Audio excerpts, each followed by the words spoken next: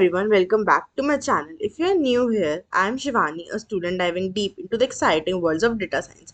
I'm thrilled to have you join me on this journey. This is the video 8th in my data science series where we will be exploring key topics, and today we will be diving into the clustering. So, let's get started.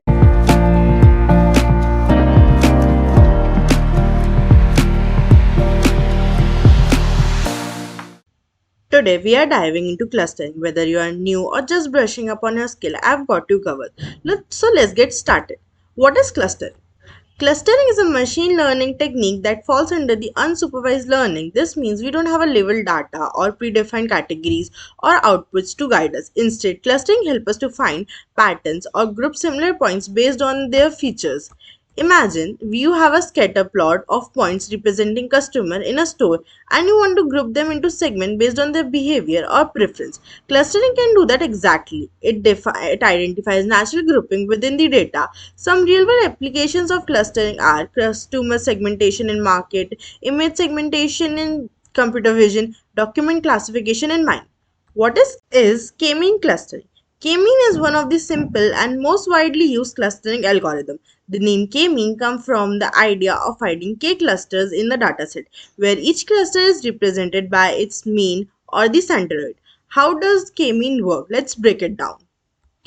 First, initializing. Choose a number of cluster k, randomly initialize k centroids, which are the initial point representing the center data of the cluster. Second, assignment step. Assign each data points to the nearest centroid. This creates k cluster based on the approximity. Third, update. Recalculate the centroids by taking the mean of all the data points and assign to each cluster. Fourth, repeat. Reassign the data points to the new centroid, recalculate the centroid, and continue this process until the centroid stop moving significantly or a predefined number of iteration is reached. Imagine we have a data set of customers representing by their annual income and spending score. Using k-mean, we can segment them into a group like high income, high spending, low income, low spending, and so on. Initially, the centroid might be far off, but as the algorithm iterates, the cluster becomes more and representative of the data. Now let's visualize the k-mean. K-mean is best understood visually. You will see the centroid moving around the data points shifting cluster as the algorithm refines itself. Choosing the right k-mean, how do we decide the number of the cluster? First common one is to run k-mean for different values of k. Plot within the cluster comes squares for each k. Look at the elbow point where VCC stop increasing significantly. So now let's run a Python code for this. First, we will be importing we will use synthetic data for easy visualization. We have created a data set with 3 distinct clusters using make-blobs function and visualized it with matplotlib. So let's run this code. Here, NumPy is imported for numerical operations and matplotlib is used for scatter plot. And the parameters is for the sample we have 300 and we have 4 centers. So let's see the data is print. We have here 4 centers.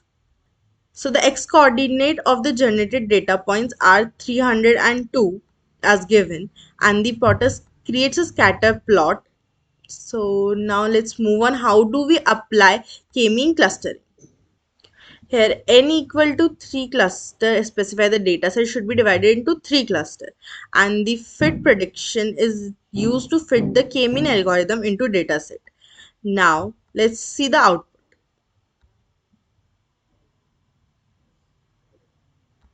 Data points are visualized into 3 distinct colors corresponding to their assigned cluster.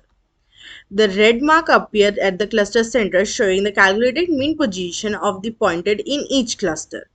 Here we have a 2D scatter point. Red points highlights the centroid of 3 clusters. These centroids are calculated as the mean position of all the within the clusters. This plot helps us to visualize the cluster, identify k-mean and their centroid. It is a useful diagnostic tool to assess the performance of the clustering algorithm.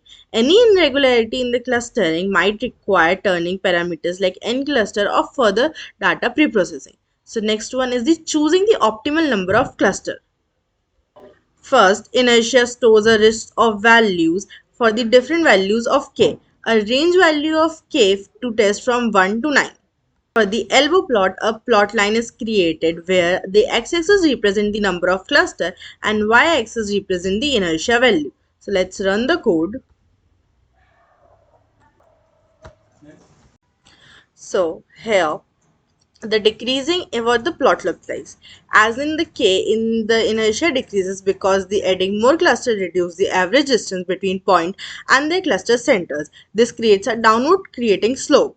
Elbow point, the plot shows the point where the rate of the decreased inertia slowly significantly and the point resembles an elbow in the curve. So next we will see how we evaluate the cluster. The X is the data set and YK means the cluster labels assigned to each data point by the cluster algorithm. So let's run this code. Slaughter score equal to 0.76. So what is a Slaughter score? The Slaughter score means how well the cluster are separated and how cohesive individuals are. Range values, if it's a +1, perfect clustering point are very close to their cluster centers and far from other cluster. 0, overlapping clusters points are equidistant between two or more clusters. -1, incorrect cluster points are closer to the points of different cluster than their centroids.